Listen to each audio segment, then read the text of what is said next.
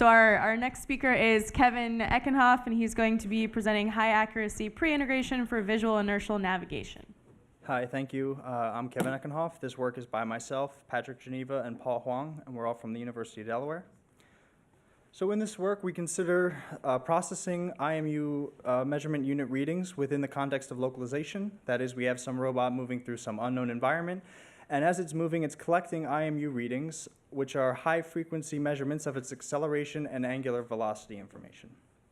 Another good thing about IMUs is that they're relatively cheap and lightweight, which makes them particularly ideal for applications such as UAVs.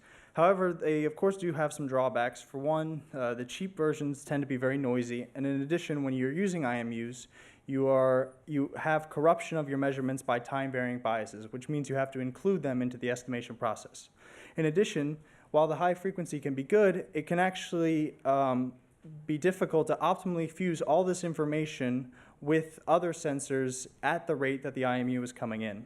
So one popular new method for processing IMU measurements is so-called pre-integration, where we integrate multiple IMU measurements in a local frame of reference. So what we have is the state of the robot at time tk and the state of the robot at time tk plus 1. The state of the robot is evolving according to continuous dynamics, and as the robot is moving, it's collecting IMU measurements, which give it information about the underlying continuous dynamics. What we can do is set up equations that tell us how the position, velocity, and rotation of the robot at the end of the state relate to the position, velocity, and rotation at the beginning of the state, as well as including these IMU readings, biases, and noise. So the idea of pre-integration, by integrating a local frame of reference, we're essentially removing the rotation to the first frame of reference. What we see is that we are looking at quantities that only involve biases, measurements, and noise. So for instance, in the rotation, we look only at the relative rotation between the two frames, which comes from the angular velocity readings. And then the usual integrations over your acceleration readings, by removing the rotation, now the terms under this integral involve only the rotation, which is evolving in time and is a function of those angular velocities, and the other IMU readings, biases, and noise. So by rearranging these equations, what we have is just a simple measurement. On the left-hand side, we have a function of our state, and on the right-hand side, we have a random variable. So this is just a measurement where the left-hand side is our measurement function. And so we can use these measurements to constrain the start and end states of our robot in different estimation techniques. So in this work, we consider batch optimization, where we collect all readings taken over a trajectory and use that and process all of them to estimate the historical robot states. And now, in order to use these within estimation, we need to compute the mean and covariance of the right-hand side, that is, to evaluate those integrals. So this is the idea of pre-integration. So kind of the state-of-the-art pre-integration is based on this nice stable Lie algebra representation of SO3 and put within an efficient graph-based context. However, this is based on Euler integration of those integrals, which allow for really nice and easy expressions. But is there a better way to model these dynamics? So in the proposed approach, we're going to formulate and solve pre-integration in the continuous time to try and better model the underlying continuous dynamics. And despite adding this complexity, we still derive closed-form expressions for all the required things, mainly the means, covariances, and what I'll talk about a little bit later, biased Jacobians. So for rotation, in order to find what the expected rotation is, we just take the expectation of the quaternion dynamics, and integrating this with simple quaternion integration gives us closed-form expressions for the mean of the rotation. Now, the alpha and beta are a little bit more complicated, as the rotation is inside of this integral, and that's evolving continuously over time. But we can do is set up a linear time-varying system that describes this evolution, and in this work we derive an update law for these alpha and beta measurements. So what this means is that we have closed-form expressions for, as IMU readings are coming in, how the mean is evolving due to those measurements. And of course, we have closed-form solutions for all this. So one problem that you notice if you look at the definitions for those means is that they also depend on the bias. So bias is something that we're also trying to estimate. So naively, during batch optimization, the linearization point for bias is going to change. So we would have to go back and reperform all those integrations, which is not really tractable.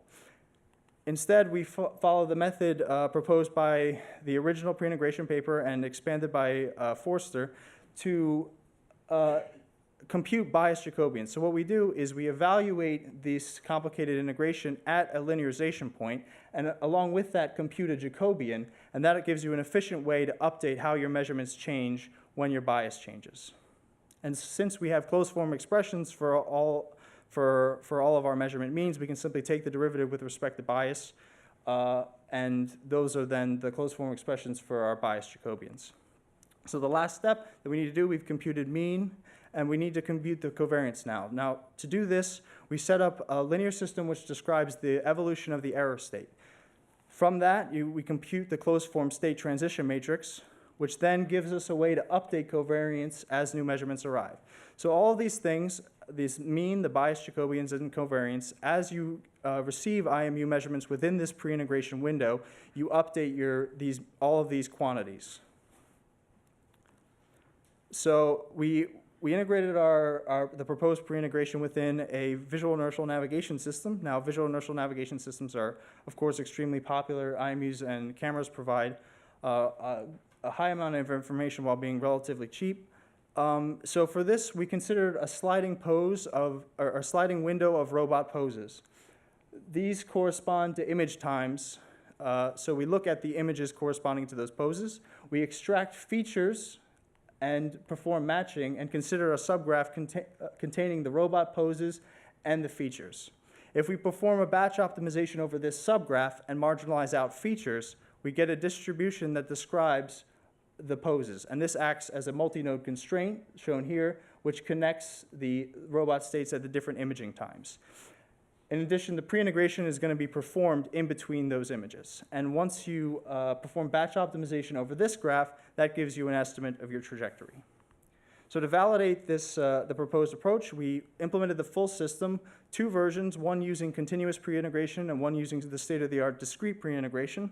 And we simulated a dynamic path as well as features in the environment and collected different runs of noisy data. When we ran our algorithm, we can see that the analytical continuous pre-integration shown in red does outperform its discrete counterpart shown in the blue dots. And so this validates our pre-integration and suggests that we indeed do capture the underlying measurement dynamics in a better fashion.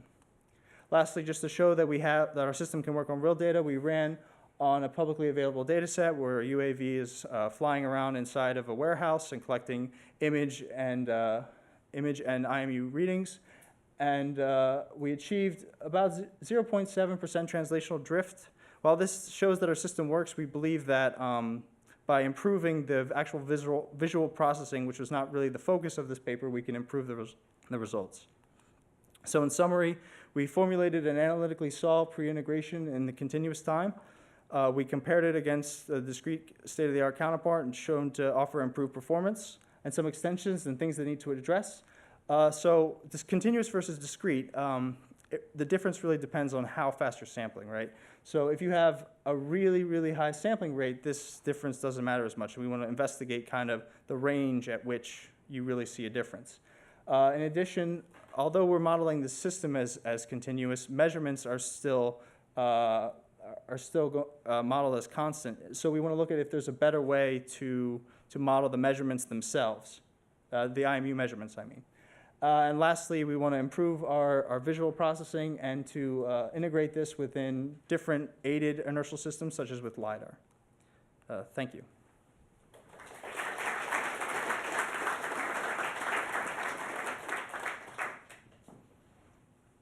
Question?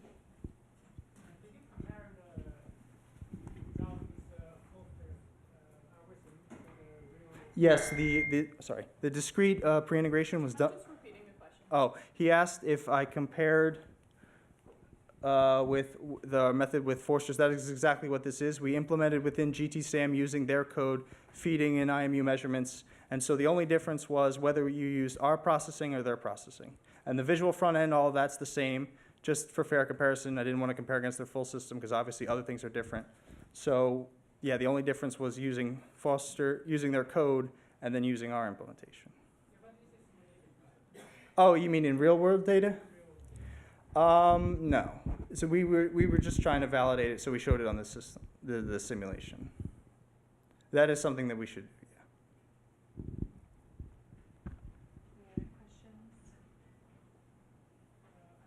Yeah.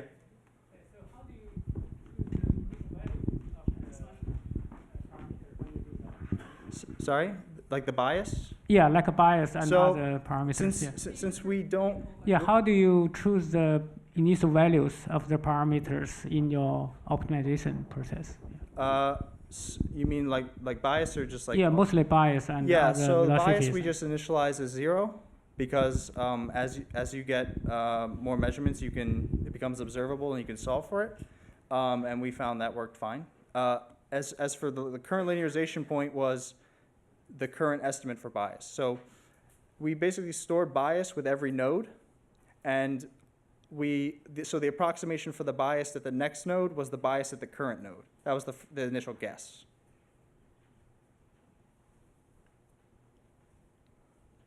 Does our next speaker want to start setting up?